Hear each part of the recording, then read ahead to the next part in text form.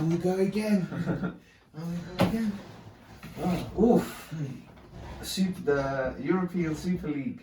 Oh yeah. See how it exploded. I told them I was coming for them. For real, bro. Bro, the Highrise and the downfall in the space of what, 2 days? 2 days, right? It was like it just came and left. You know what I mean? For real. Do you reckon if there wasn't such a big explosion in the news about it, Yeah. do you think it would have gone through? Yeah, I think 100%. But I don't know, because I was watching something and just how poorly planned it was kind of makes me suspicious on how they could have gone through with it. Because if you look at there was nothing concrete. Like they said there was talk of money, but you don't know where the money was coming from. There's no guarantee. They haven't written up any contracts. Like when someone as big as this is trying to go ahead with something so contradictory, it's like, and you have nothing to back it up with. Like it brings some suspicion to my mind. Like, did they want it to succeed? Did they want it to succeed? Yeah. Because did you look at the website? There was a website for it, but it was like some poor, shoddy workmanship website. Really? And I'm thinking, if there's all of these big men behind it, I thought they would have got like the web designer of Jake Paul in there or something. You know what I mean? Like some big people doing these websites, campaigns, but nothing. So it's interesting. But I'm glad it didn't go through, because at first I thought it was gonna go through, and I was like, yeah, why not? Like, yeah, I'm happy, but now I heard more perspectives about it, but like I didn't really take into account the competitive side of it. Oh, is it? Yeah, for some reason I was like, I just want to watch Arsenal and Real Madrid play. But when you mention playing every week, like, where's the excitement of that? And people buying their way into a league where you can't be relegated. That was on our last video. Go watch that. Yeah, it didn't really click into me. But now it did once I figured out like West Ham could be in the Champions League. Yeah. You know what that is? Yeah. But then we think about that, but then Leicester won the league a couple of years ago. Like, these are the exciting things that would have never happened again. Exactly. Like, I want Leeds to win the Premier League. I messaged someone in our group about Leeds winning the Premier League, and I'm hoping that's going to come true. I said that last year before the season started, but I really do believe in them. Their football is so techy. He wanted Wolves to win. But do you know, the teams I have kind of predicted, the teams that I have predicted are coming out on top. Like, it's just taking a couple more years, but they're becoming solid teams. Like, I saw the potential from when they first got brought into the Premier League. Okay. Do you know me? I'm a scout. I'm a tunnel scout. Yeah. This is one. Yeah, them step overs. Yeah, that's all. No, bro, I swear, I could call it, man. Mystic vision. So where do you think Leeds are finishing this season? This season they're finishing top 10, and I said that as well. Is it? Yeah. Are they top 10 now? They are. Right? They are. Yeah. They're probably higher than Arsenal, I think. I think everyone's.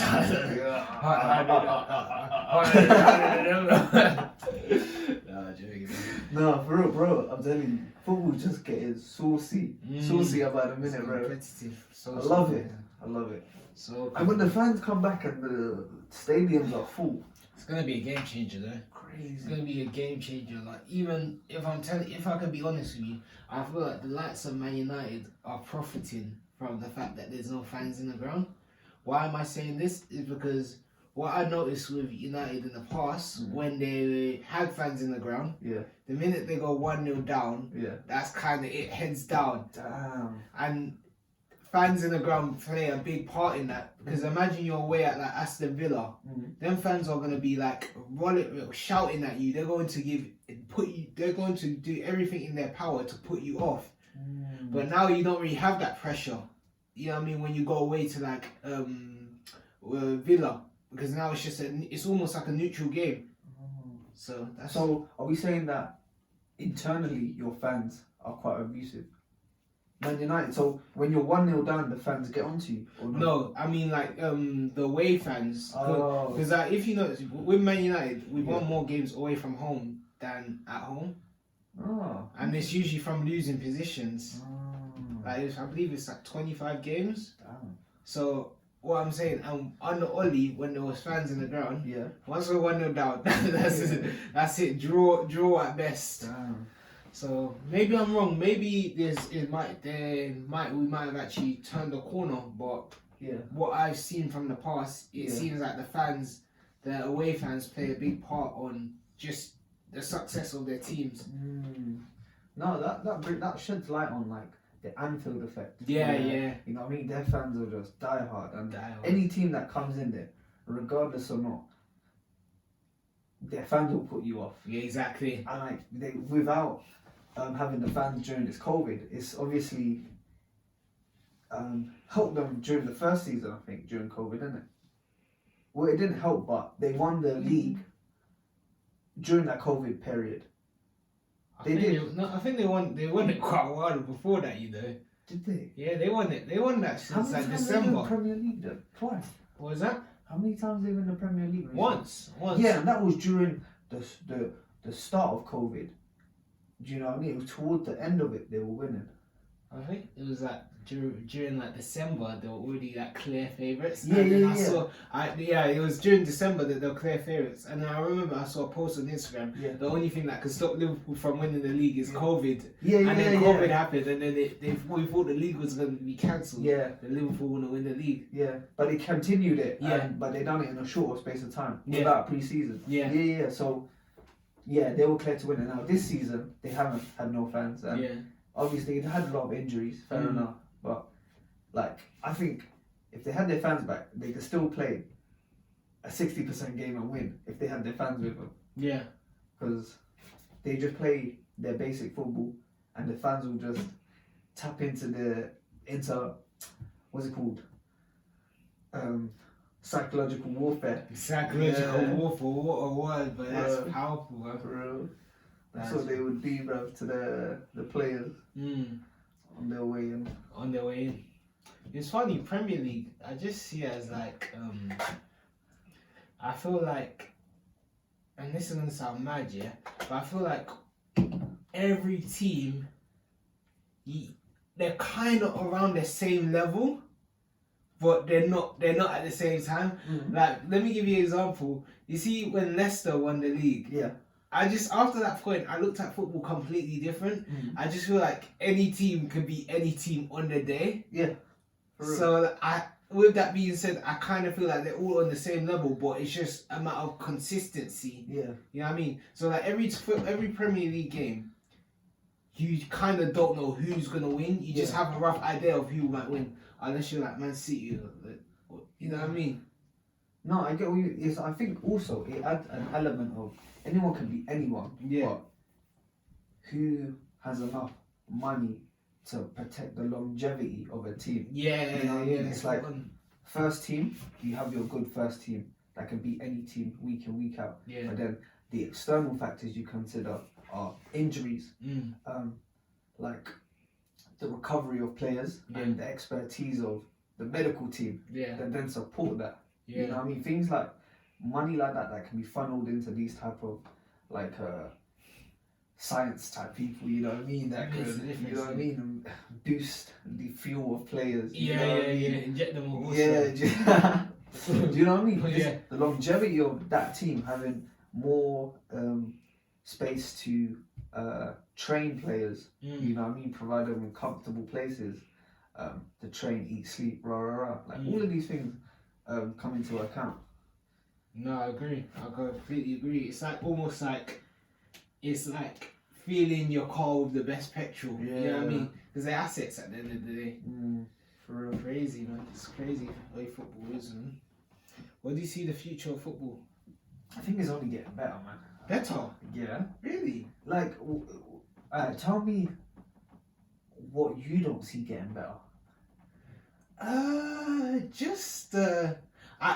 First of all, I feel like the intensity has gotten a lot better. The tech. Come on, the tech, like, Well, let me finish my. I'm going to finish my point. The tech has gotten better. Yeah. The management has gotten better. Mm-hmm. But I feel like the personality has sort of lacked. You know what I mean? Like I feel like back in the day, there was just a lot more character in football. Like for example, after an interview, you hear all different opinions. Like you have the Joey Bartons, or like Ashley Young was being known for being a diver. Tarak was being known as the skills guy. Loved it. Yeah. Ben Arthur was known as the angry guy. Balotelli was known as the hothead. You know what I mean? I feel like that's what I miss about football, like just the pure, genuine characters. And that makes a whole difference because at the end of the day, we're humans and we want emotional connection. And I feel like the only emotional connection I get in football now is when someone scores a goal or when I see a good team play a goal. No, I get what you mean. It's like there's no hunger. You see, Mourinho said it in a quote where, same manager, different team. Yeah. And it's like when he was at Chelsea, he got the best out of Drogba, Frank Lampard. But I think it's because like they live, breathe and sleep or something. Yeah. You know what I mean? They were in and out. Chelsea. Yeah. Like these players now, obviously, the world has evolved and people are into different things and multiple things. You know what I mean? So you can't have your mind just or your heart set on one place. Yeah. So I think in terms of that, it's changing in terms of the passion. The personal passion for playing for a team. Exactly. Because you don't see a lot of players. You don't see a lot of clubs shelling out for expensive players. Like Jurgen Klopp doesn't shell out for big money players. He tries to buy those one with technical ability and builds them up now. And you see that with Jota, Minamino, or he might get sold, but these centre backs that came in, youngsters from the midfield, Jones, and things like that. Everyone's just doing them now. Just players with like genuine hunger, and it's like I don't blame them. They're getting paid so much. Like it's like why, like you can't fake it. You know what I mean? Like by the age of like 19, you're already like a multi-millionaire. You know what I mean? Must be nice. It would be nice. But like you see what I mean? Like I feel like back in the day, well, not back. Back in the day, I feel like there was more to it. Like you're playing out of passion. Like you're playing like if you lose, you genuinely feel it. You know what I mean? Kicking the icebox on the way out. It's spot on, man. But I feel like now there's just so much money in the game. It's like if we lose, it hurts. But at the end of the day, it's not the end of the world. There's always next season or something like that. And you could almost see that with like even the progression of the England team.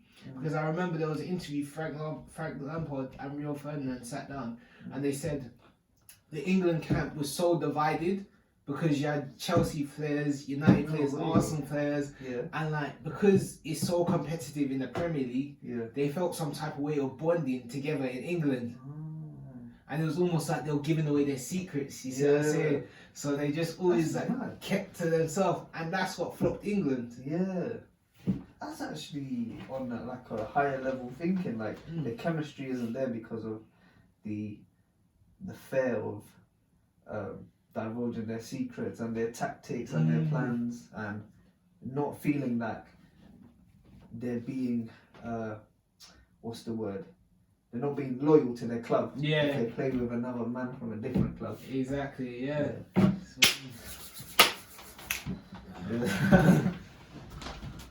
No, it was good, man. I like this.